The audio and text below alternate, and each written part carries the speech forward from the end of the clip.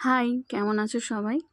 আজ গেছিলাম আমাদের পুরনো বাড়িতে, মানে যেখানে আমার কাকু ঠাম্মা কাকিমা ভাই বোনরা থাকে। তো সেখানে আমি বোন মিলে দুজনে মিলে গেছিলাম, দিশাও এসেছে। তো ভাবলাম যাই একটু গল্প করে এসে, আড্ডাও মারা হবে। আর অনেক দিন পরও এসেছে, ও সেরকম একটা বাড়িতে আসে না। আর এই যে জামরুল গাছটা দেখছো, এই জামরুল গাছে আমি যখন আগে একবার এসেছিলাম তখন দেখেছিলাম জামরুলগুলো ছোট ছোট ছিল। এবারে এসে দেখলাম বড় হয়ে গেছে। জামরুলগুলো এখানে খাওয়া শুরু করে দিয়েছি।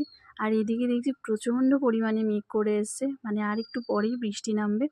আর এখানে যা জোরে হাওয়া দিচ্ছিল, আমি বললাম দাঁড়া একটু বাইরে দাঁড়াই, হাওয়া টাওয়া খেয়ে তারপর যাবো।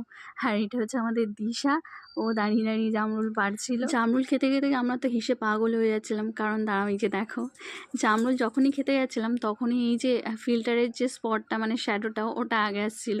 তো বোন বলছিল কই দেখি দেখি আমি খেতে গেলে এরকম হয় কি না। তো আমরা দুজনে তো হেসে মরে যাচ্ছিলাম। চলো আজকের মতো আমরা যাই, তোমাদের সাথে দেখা হবে নেক্সট একটা ব্লগ।